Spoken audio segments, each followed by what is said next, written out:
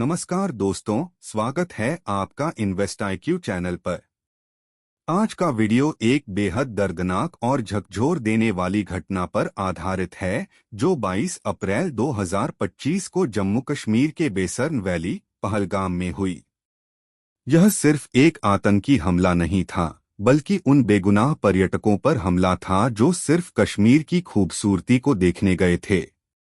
बताया जा रहा है कि यह हमला धार्मिक आधार पर किया गया, जिसमें कुछ पर्यटकों की पहचान पूछकर उन्हें गोली मार दी गई। इस हमले में 6 से अधिक लोगों की मौत और कई घायल होने की सूचना है। यह घटना न सिर्फ राष्ट्रीय सुरक्षा, बल्कि धार्मिक सौहार्द और सामाजिक एकता के लिए एक बड़ा सवाल बनकर सामने आई है। इस वीडियो में हम आपको बताएंगे यह हमला कैसे और कब हुआ, कौन लोग इसमें घायल और मृत हुए, हमलावर कौन थे और उनका मकसद क्या था, इस हमले का भारत और दुनिया पर क्या असर पड़ा, और आखिर में सरकार व सुरक्षा एजेंसियों की क्या प्रतिक्रिया रही।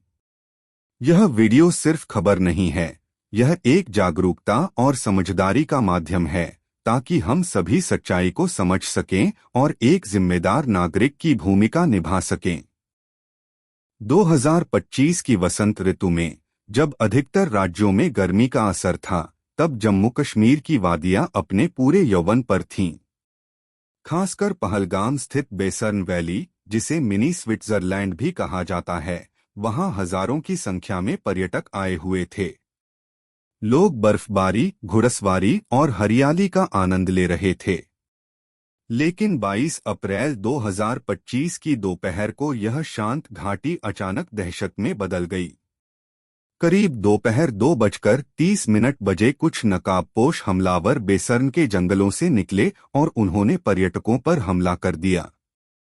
प्रत्यक्षदर्शियों के अनुसार, हमलावरों ने पहले कुछ लोगों से उनका नाम और धर्म पूछा, और जैसे ही उनकी पहचान हुई, उन्होंने गोलियां चलानी शुरू कर दीं। हमला पूरी तरह धार्मिक आधार पर किया गया था। इस हमले में 6 लोगों की मौके पर ही मौत हो गई, जिनमें महिलाएं, पुरुष और एक बच्चा भी शामिल था। इसके अलावा 10 से ज्यादा लोग गंभीर रूप से घायल हुए। कुछ घायलों को तुरंत एयरलिफ्ट कर श्रीनगर के अस्पतालों में भर्ती कराया गया। जब तक सुरक्षा बल मौके पर पहुंचे, हमलावर भाग चुके थे। यह हमला जितना अचानक था, उतना ही दिल दहला देने वाला भी। बेसर्न वैली, जो आमतौर पर शांति और प्राकृतिक सुंदरता का प्रतीक मानी जाती है, उस दिन खून और चीखों से भर गई थी। हमले के बाद घाटी में अफरा-तफरी मच गई। कई पर्यटकों ने खुद को पेड़ों और चट्टानों के पीछे छुपाकर जान बचाई। प्रशासन ने तुरंत क्षेत्र को सील कर दिया और अमरनाथ यात्रा, गुलमर्ग और अन्य पर्यटक स्थलों पर सुरक्षा बढ़ा दी गई। हालांकि यह स्पष्ट किया गया कि यह हमला अमरनाथ यात्रा से संबंधित नहीं था, बल्कि विशुद्ध रूप से पर्यटकों पर किया गया हमला था। घटना के बाद स्थानीय लोगों में भी भय का माहौल था। कश्मीरी व्यापारियों, टैक्सी चालकों और होटल मालिकों ने भी इस हमले की निंदा की और कहा कि घाटी में फिर से आतंक फैलाने की कोशिश की जा रही है। घटना का राजनीतिक और सामाजिक असर भी साफ दिखने लगा था। कई नेताओं ने इसकी आलोचना करते हुए सख्त कार्रवाई की मांग की, जबकि सुरक्षा एजेंसियों ने जांच तेज कर दी। जैसे ही बेसर्न घाटी में हमला हुआ, उसके कुछ ही मिनटों बाद स्थानीय पुलिस और CRPF की टीमें घटनास्थल पर पहुंची। पहला लक्ष्य था घायलों को सुरक्षित निकालना और उन्हें चिकित्सा सहायता उपलब्ध कराना।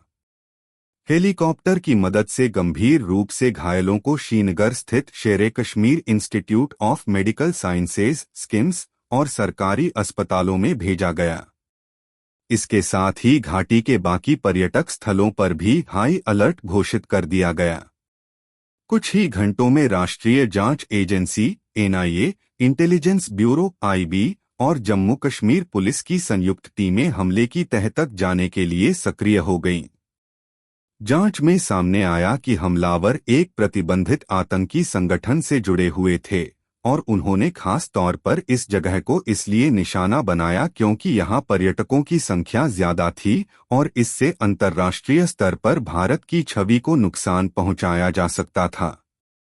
हमले से पहले 20 अप्रैल को स्थानीय इनपुट्स में कुछ संदिग्ध हलचल की जानकारी दी गई थी, लेकिन उसे पर्याप्त रूप से फॉलो नहीं किया गया।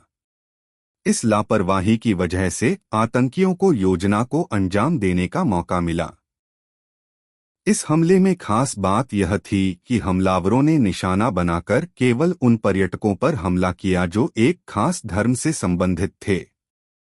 प्रत्यक्षदर्शियों के अनुसार हमलावरों ने कुछ समूहों से पहले बातचीत की, फिर जैसे ही उन्हें उनका नाम और धर्म पता चला, उन्होंने गोलीबारी शुरू कर दी। यह आतंकवाद का नया और बेहद खतरनाक चेहरा था, जिसमें धर्म के आधार पर मासूमों को निशाना बनाया गया। सरकार की ओर से तुरंत प्रतिक्रिया आई। प्रधानमंत्री कार्यालय ने हमले की कड़ी निंदा करते हुए इसे मानवता पर हमला बताया। केंद्र सरकार ने जम्मू कश्मीर प्रशासन को हर संभव मदद का आश्वासन दिया।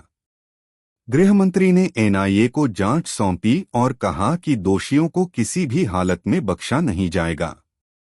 इसके साथ ही राष्ट्रीय स्तर पर इस हमले की व्यापक आलोचना हुई। सोशल मीडिया पर पहलगाम टेरर अटैक ट्रेंड करने लगा और लाखों लोगों ने पीड़ितों के लिए न्याय की मांग की। इस हमले का असर पर्यटन उद्योग पर भी पड़ा। अगले ही दिन से हजारों पर्यटक जो घाटी की ओर जा रहे थे, उन्होंने अपनी बुकिंग्स रद्द कर दी। होटल मालिक, टैक्सी यूनियन और टूर ऑपरेटर्स को करोड़ों का नुकसान हुआ। जम्मू कश्मीर की अर्थव्यवस्था, जो काफी हद तक पर्यटन पर निर्भर करती है, इस घटना के बाद गंभीर संकट में आ गई। इस हमले से एक बार फिर यह सवाल उठा कि क्या जम्मू कश्मीर वास्तव में सामान्य हो चुका है? क्या सैलानी अब भी वहां सुरक्षित हैं? क्या कश्मीर को फिर से आतंक की गिरफ्त में ले जाने की कोशिश हो रही है? घटना के बाद केंद्र सरकार ने कश्मीर घाटी में सुरक्षा की समीक्षा के लिए एक उच्चस्तरीय बैठक बुलाई। राष्ट्रीय सुरक्षा सलाहकार एनएसए, गृहमंत्री, रॉ, इंटेलिजेंस ब्यूरो, सेना और जम्मू कश्मीर पुलिस के वरिष्ठ अधिकारियों ने इस बैठक में हिस्सा लिया। इस मीटिंग में तय किया गया कि पर्यटक स्थलों पर मौजूद सुरक्षा कर्मियों की संख्या बढ़ाई जाएगी और ड्रोन सर्विलांस को बढ़ावा दिया जाएगा। साथ ही सीमा पार से आ रहे आतंकियों की घुसपैठ को रोकने के लिए एलओसी पर विशेष ऑपरेशन शुरू किया जाएगा। इसी दौरान जांच एजेंसियों को घटनास्थल के पास से एक बैग मिला, जिसमें कुछ दस्तावेज, AK-47 की खाली मैगजीन और एक मोबाइल फोन बरामद हुआ। मोबाइल फोन की फॉरेंसिक जांच में पता चला कि हमलावरों ने पाकिस्तान स्थित आतंकी गुट से संपर्क किया था। फोन में कुछ वॉइस नोट्स और मैसेज भी थे, जिनमें साफ तौर पर लिखा था कि मिशन कामयाब हो गया। इससे इस हमले की सुनियोजित और अंतर्राष्ट्रीय साजिश की पुष्टि हुई। सरकार ने जम्मू कश्मीर पुलिस को निर्देश दिया कि वे स्थानीय मददगारों की पहचान करें जो इन आतंकियों को रसद या ठिकाना दे रहे थे। कुछ ही दिनों में पुलवामा और अनंतनाग से 3 संदिग्धों को हिरासत में लिया गया, जो स्थानीय स्तर पर आतंकियों को जानकारी उपलब्ध करा रहे थे। इनमें से एक शख्स की गिरफ्तारी के बाद पता चला कि उसने ही हमलावरों को बेसर्न वैली तक पहुंचने का रास्ता दिखाया था और पर्यटकों की गतिविधियों की जानकारी दी थी। इस हमले का असर केवल जम्मू कश्मीर तक सीमित नहीं रहा, बल्कि पूरे देश में इसका गहरा प्रभाव पड़ा। विभिन्न शहरों में मौन जुलूस और कैंडल मार्च निकाले गए। दिल्ली, मुंबई, लखनऊ, जयपुर, भोपाल जैसे शहरों में लोगों ने हमले के विरोध में प्रदर्शन किए और आतंकवाद के खिलाफ एकजुटता दिखाई। सोशल मीडिया पर लोग शहीदों के परिवारों के लिए आर्थिक मदद देने के लिए आगे आए और कई एनजीओस ने भी राहत फंड इकट्ठा किया। धार्मिक आधार पर किए गए इस हमले ने भारत के नागरिकों को और भी अधिक एकजुट कर दिया। विभिन्न धर्मों के लोग एक साथ खड़े हुए और कहा कि आतंकवाद का कोई धर्म नहीं होता। भारत की एकता और अखंडता को कोई तोड़ नहीं सकता। इस दौरान मीडिया की भूमिका भी बेहद अहम रही। न्यूज़ चैनलों ने इस हमले को प्रमुखता से दिखाया और जिम्मेदार पत्रकारिता करते हुए ज़मीन से जुड़ी रिपोर्टिंग प्रस्तुत की। वहीं कुछ चैनलों ने इस मुद्दे को राजनीतिक रंग देने की भी कोशिश की, जिससे जनता के एक हिस्से में भ्रम की स्थिति पैदा हो गई। बेसर्न घाटी में हुए इस आतंकी हमले ने एक बार फिर यह साबित कर दिया कि जम्मू कश्मीर अब भी आतंकी संगठनों के निशाने पर है। जहां एक ओर सरकार द्वारा किए गए विकास कार्यों और पर्यटकों की बढ़ती संख्या ने घाटी को नई उम्मीद दी थी, वहीं दूसरी ओर इस तरह के हमलों से न केवल देश की सुरक्षा व्यवस्था पर सवाल खड़े होते हैं, बल्कि यह उन आतंकवादी मानसिकताओं को उजागर करता है जो शांति को नष्ट करने की कोशिश में लगे रहते हैं। घटना के बाद पीड़ित परिवारों के दर्द को शब्दों में बयां करना मुश्किल है। कई परिवार पहली बार कश्मीर घूमने आए थे, कुछ अपनी छुट्टियों को यादगार बनाना चाहते थे, तो कुछ माता-पिता अपने बच्चों को बर्फ देखने का सपना दिखा रहे थे। लेकिन किसे पता था कि यह यात्रा उनकी जिंदगी की आखिरी यात्रा बन जाएगी। कई घायल आज भी आईसीयू में जिंदगी और मौत से जूझ रहे हैं। इस हमले में अपने परिजनों को खो चुके लोग अब भी सदमे में हैं।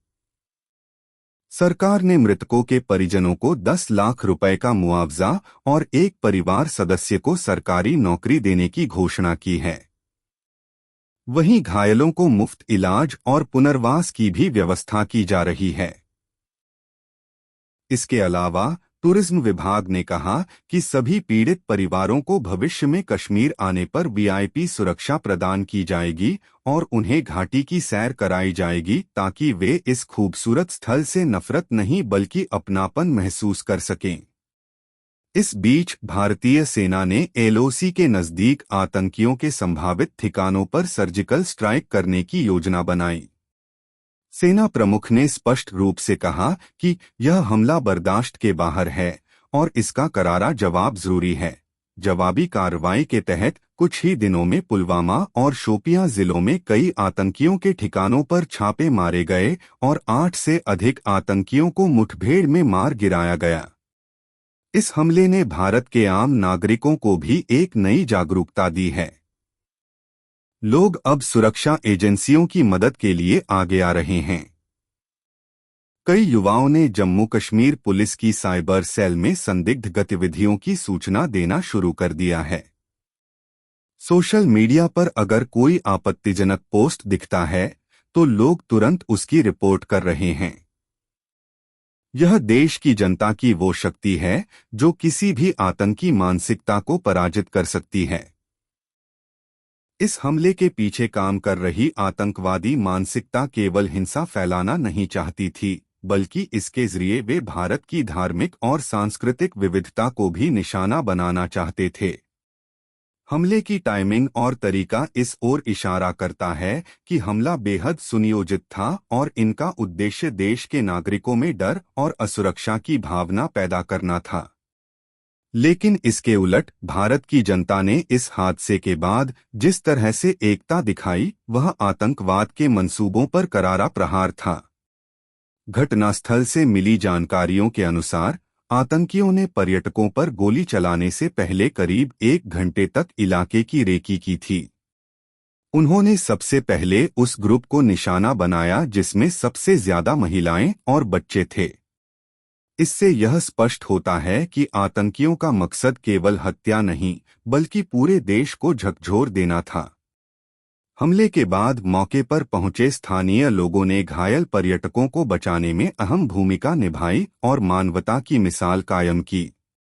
आतंकियों की पहचान जल्द ही सुरक्षा एजेंसियों ने कर ली। मुख्य हमलावर बशीर अहमद लोन के रूप में पहचाना गया, जो पहले भी कई आतंकी घटनाओं में शामिल रह चुका था। उसका संबंध लश्कर-ए-तैयबा से था और उसे सीमा पार से हथियार और निर्देश मिलते थे। वहीं उसके 2 साथी, जो हमले में शामिल थे, पाक अधिकृत कश्मीर से हाल ही में भारत में दाखिल हुए थे। इससे भारत सरकार को यह स्पष्ट संकेत मिला कि हमले की योजना पाकिस्तान की जमीन से रची गई थी। घटना के बाद पाकिस्तान के खिलाफ अंतर्राष्ट्रीय मंचों पर आवाज उठी। भारत ने संयुक्त राष्ट्र में इस हमले की निंदा की और सबूतों के साथ यह दिखाया कि पाकिस्तान अभी भी आतंकवाद को शह दे रहा है। अमेरिका, फ्रांस, रूस और जापान जैसे देशों ने भारत के साथ खड़े होते हुए आतंकवाद के खिलाफ एकजुटता दिखाई और शोक प्रकट किया। इस हमले का असर पर्यटन पर भी दिखा।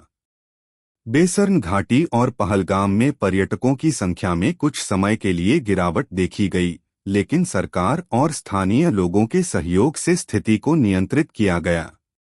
घाटी के होटल मालिकों, गाइड्स और टैक्सी चालकों ने पर्यटकों को यह भरोसा दिलाने की कोशिश की कि कश्मीर अब भी सुरक्षित है और उन्हें डरने की जरूरत नहीं है।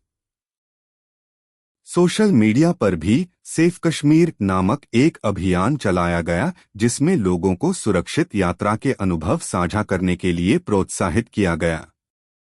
इस दर्दनाक हमले के बाद देश भर में गुस्से की लहर दौड़ गई। हर राज्य, हर शहर, हर गांव से आवाज उठी, कब तक हमारे निर्दोष नागरिक यूं ही मारे जाते रहेंगे। सोशल मीडिया पर जस्टिस फॉर पहलगाम विक्टिम्स और स्टॉप टेररिज्म नाउ जैसे हैशटैग ट्रेंड करने लगे। लोग कैंडल मार्च निकालने लगे, श्रद्धांजलि सभाएं आयोजित की गईं और सभी ने एक सुर में आतंक के खिलाफ कठोर कार्रवाई की मांग की।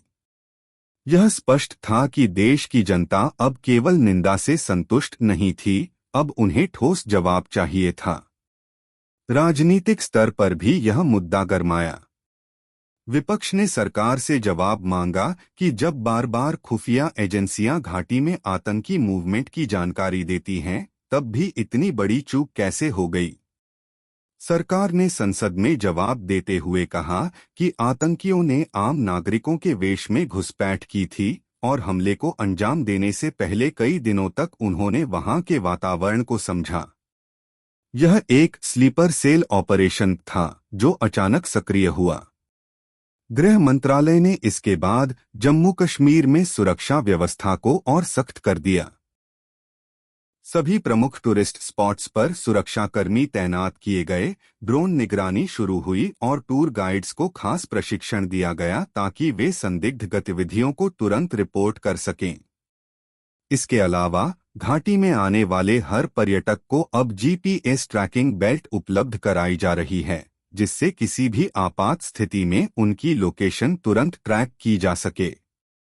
इस घटना से जुड़े एक और पहलू की चर्चा जरूरी है और वह है स्थानीय मुस्लिम समुदाय की भूमिका। हमला चाहे धार्मिक वजहों से हुआ हो, लेकिन घाटी के बहुत से मुस्लिम नागरिकों ने इस हमले की न केवल निंदा की, बल्कि पीड़ित परिवारों की हर संभव सहायता भी की। कई लोगों ने अपने घरों में घायलों को रखा, खाना खिलाया और अस्पताल तक पहुंचाने में मदद की। यह संदेश गया कि आतंक का कोई धर्म नहीं होता और कश्मीर की असली आत्मा इंसानियत है। भारत सरकार ने इस हमले को अंतर्राष्ट्रीय आतंकवाद की श्रेणी में रखते हुए संयुक्त राष्ट्र सुरक्षा परिषद में इसे लेकर एक प्रस्ताव भी भेजा। प्रधानमंत्री ने अपने भाषण में कहा, हमारे नागरिकों पर हमला पूरी मानवता पर हमला है। भारत अपने हर नागरिक की सुरक्षा के लिए हर संभव कदम उठाएगा। चाहे सरहद पार जाकर जवाब देना हो या कूटनीतिक दबाव बनाना, भारत झुकेगा नहीं। जैसे जैसे मामले की जांच आगे बढ़ी, एनआईए, नेशनल इन्वेस्टिगेशन एजेंसी ने कई चौंकाने वाले खुलासे किए। हमले की साजिश केवल जम्मू कश्मीर में नहीं, बल्कि दिल्ली और पाकिस्तान के कराची शहर में भी रची गई थी। जांच में पता चला कि इस आतंकी हमले की फंडिंग हवाला के जरिए की गई थी और इसमें कुछ स्थानीय मददगारों ने भी भूमिका निभाई थी। इन्हीं इनपुट्स के आधार पर कई जगहों पर छापेमारी की गई और कुछ संदिग्धों को हिरासत में भी लिया गया। सबसे बड़ा खुलासा यह हुआ कि यह हमला एक प्रॉक्सी वॉर यानी छद्म युद्ध का हिस्सा था। आतंकियों का मकसद था भारत में अशांति फैलाना, पर्यटकों को डराना और घाटी की छवि को खराब करना। क्योंकि अमरनाथ यात्रा नजदीक आ रही थी, इसलिए यह हमला धार्मिक भावनाओं को भड़काने के लिए किया गया ताकि देश के अलग अलग हिस्सों में दंगे जैसी स्थिति उत्पन्न हो सके। लेकिन भारत की जनता ने शांति और संयम का परिचय दिया, जो आतंकियों के लिए सबसे बड़ा जवाब साबित हुआ। सरकार ने इस हमले के बाद पीड़ित परिवारों को आर्थिक सहायता देने की घोषणा की। प्रत्येक मृतक के परिवार को 25 लाख रुपए और एक सदस्य को सरकारी नौकरी देने का आश्वासन दिया गया। घायलों का इलाज सरकार के खर्च पर किया गया और उन्हें एआईआईएमएस तथा श्रीनगर के प्रमुख अस्पतालों में ले जाया गया। यह कदम केवल राहत के तौर पर नहीं, बल्कि यह संदेश देने के लिए भी उठाया गया कि भारत अपने नागरिकों को कभी अकेला नहीं छोड़ता। इस हमले की अंतर्राष्ट्रीय प्रतिक्रिया भी अहम रही। संयुक्त राष्ट्र महासचिव ने इस घटना पर गहरा दुख जताया और भारत की एकता की सराहना की। अमेरिका, फ्रांस, जापान और ऑस्ट्रेलिया जैसे देशों ने कहा कि आतंकवाद के खिलाफ भारत की लड़ाई में वे उसके साथ हैं। पाकिस्तान पर दबाव बढ़ाने के लिए भारत ने अपने सभी राजदूतों को निर्देश दिया कि वे संबंधित देशों में जाकर इस हमले के सबूत पेश करें और यह साबित करें कि पाकिस्तान अब भी आतंक को पालने पोसने का काम कर रहा है। इस घटना के बाद भारत की सुरक्षा नीतियों में भी बदलाव किए गए। अब पर्यटन स्थलों पर फेशियल रिकॉग्निशन कैमरे लगाए जा रहे हैं। जम्मू कश्मीर पुलिस और सीआरपीएफ को नए हथियार, जीपीएस ड्रोन और रियल टाइम मॉनिटरिंग सिस्टम मुहैया कराए गए हैं। इसके साथ ही सरकार ने यह भी कहा कि वह टूरिस्ट सिक्योरिटी टास्क फोर्स बनाएगी, जो विशेष रूप से पर्यटकों की सुरक्षा का ध्यान रखेगी। हमले के कुछ हफ्तों बाद घाटी में धीरे धीरे सामान्य स्थिति लौटने लगी। पर्यटक फिर से बेसर्न और पहलगाम का रुख करने लगे।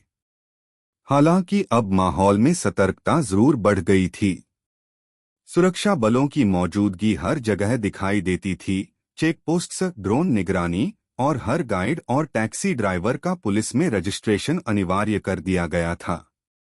ये सभी कदम पर्यटकों में विश्वास बहाल करने के लिए जरूरी थे।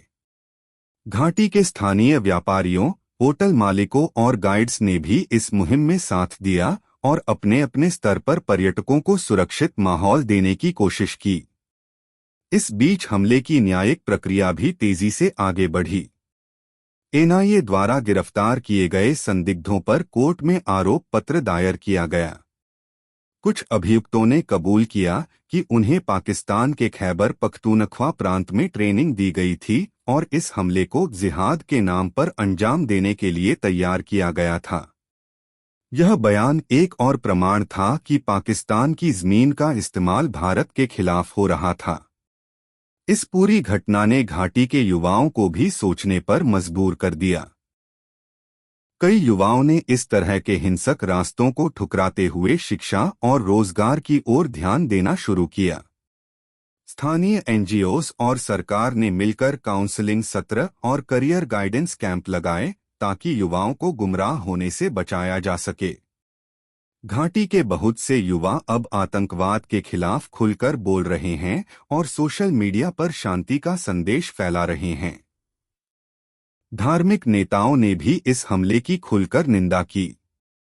उन्होंने अपने अपने समुदायों से अपील की कि वे एकता और भाईचारे को बनाए रखें। कई मंदिरों, मस्जिदों और गुरुद्वारों में विशेष प्रार्थनाएं आयोजित की गईं ताकि देश में शांति बनी रहे। यह भारत की वह ताकत है जो हर बार विपरीत परिस्थितियों में भी उसे जोड़कर रखती है। सरकार ने आने वाले समय के लिए एक व्यापक सुरक्षा योजना बनाई है। अब अमरनाथ यात्रा और अन्य धार्मिक यात्राओं के दौरान विशेष टास्क फोर्स तैनात रहेगी, जो हर प्रकार के खतरे से निपटने में सक्षम होगी। हर पर्यटक बस में जीपीएस ट्रैकर और सीसीटीवी कैमरे लगाए जाएंगे। इसके साथ ही स्थानीय युवाओं को सुरक्षा बलों में शामिल होने के लिए प्रेरित किया जाएगा ताकि घाटी की सुरक्षा में उनकी भी भागीदारी हो। जैसे जैसे जांच गहराई तक पहुंची, एक और बड़ा खुलासा सामने आया।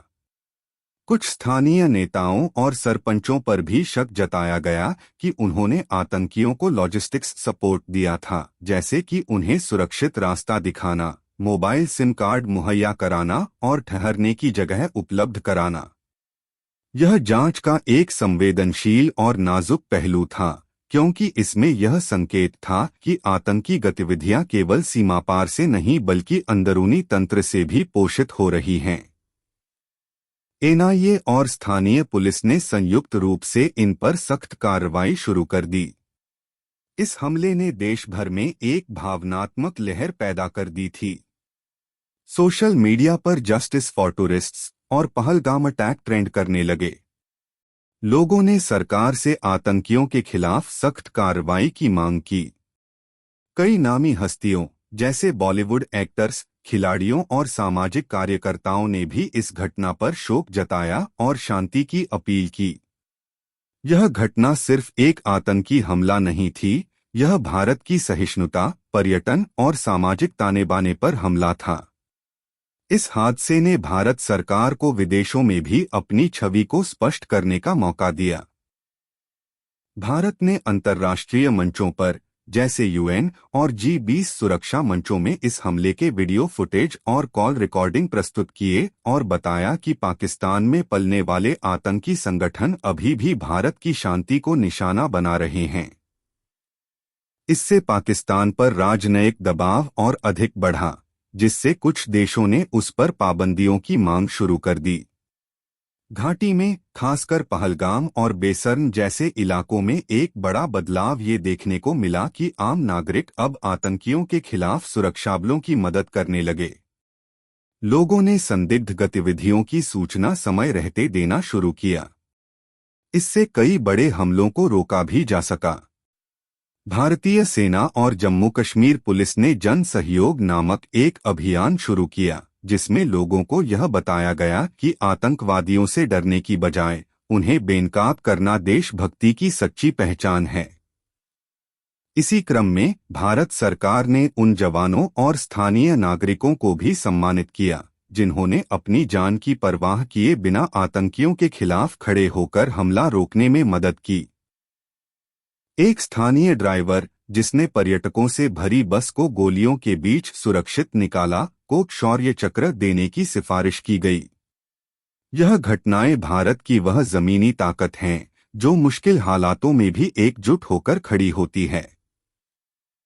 पहलगाम के बेसर्न घाटी में हुआ यह आतंकी हमला केवल एक दुखद घटना नहीं थी, बल्कि यह भारत के लिए एक चेतावनी थी कि आतंक की चुनौती अभी पूरी तरह समाप्त नहीं हुई है। यह हमला यह भी दर्शाता है कि भारत को अपनी आंतरिक और बाहरी सुरक्षा नीति को लगातार सशक्त और उन्नत बनाते रहना होगा। घटना के बाद केंद्र सरकार ने न केवल जम्मू कश्मीर में सुरक्षात्मक उपायों को बढ़ाया, बल्कि देश भर में हाई अलर्ट घोषित कर दिया गया। खासकर उन क्षेत्रों में जहां विदेशी या घरेलू पर्यटकों की संख्या अधिक है, वहां की सुरक्षा में अत्यधिक सतर्कता बरती गई।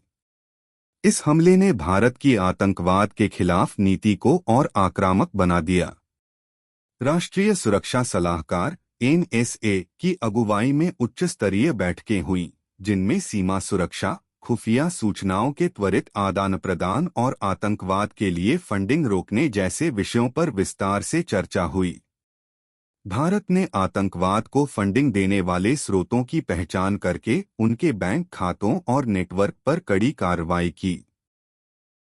इसके साथ ही अंतर्राष्ट्रीय मंचों पर भारत ने यह स्पष्ट किया कि आतंकवाद एक वैश्विक खतरा है और इससे निपटने के लिए वैश्विक सहयोग की आवश्यकता है। घटना के सामाजिक प्रभाव भी व्यापक रहे। कुछ समुदायों में आपसी अविश्वास की भावना पनपने लगी, लेकिन भारत के संवैधानिक ढांचे और सामाजिक एकता ने इसे पनपने नहीं दिया। धार्मिक संगठनों, सामाजिक संस्थाओं और आम नागरिकों ने मिलकर एकता मार्च जैसे कार्यक्रम आयोजित किए, जिनमें हजारों लोगों ने भाग लिया और यह संदेश दिया कि भारत की विविधता ही उसकी सबसे बड़ी ताकत है। यह हमले करने वाले भले ही समाज को बांटना चाहते हों, लेकिन भारत की आत्मा उन्हें कभी सफल नहीं होने देगी। घाटी में स्थित स्कूलों और कॉलेजों में भी इस हमले पर जागरूकता कार्यक्रम आयोजित किए गए। युवाओं को यह समझाने की कोशिश की गई कि असली ताकत शिक्षा, तकनीक और सेवा में है, न कि बंदूक और हिंसा में। स्थानीय पुलिस और सेना ने भी युवाओं के साथ संवाद बनाए रखा और उन्हें आत्मनिर्भर बनाने के लिए कई योजनाएं शुरू की गईं। इससे आतंकी संगठनों की भर्ती में भारी गिरावट आई। भारत ने इस हमले के बाद से अपनी इंटेलिजेंस एजेंसियों को और आधुनिक बनाया है। एआई और डेटा एनालिटिक्स के माध्यम से संभावित खतरों की भविष्यवाणी की जा रही है। ड्रोन निगरानी, सैटेलाइट इमेजिंग और साइबर ट्रैकिंग जैसे आधुनिक तकनीकों की सहायता से सीमा पार और भीतर के खतरे पहले से ही चिन्हित किए जा रहे हैं। इससे यह उम्मीद जगी है कि भविष्य में इस प्रकार की घटनाओं को समय रहते रोका जा सकेगा। अगर आपको ये वीडियो जानकारीपूर्ण लगा हो तो कृपया इसे लाइक करें, कमेंट में अपनी राय जरूर बताएं और शेयर करें ताकि यह जानकारी ज़्यादा से ज़्यादा लोगों तक पहुंचे। ऐसे ही और भी गहन, सच्ची और सोच बदलने वाली कहानियों के लिए इन्वेस्टआईक्यू चैनल को सब्सक्राइब करना न भूलें और बेल आइकन जरूर दबाएं ताकि हर अगला वीडियो सबसे पहले आप तक पहुंचे।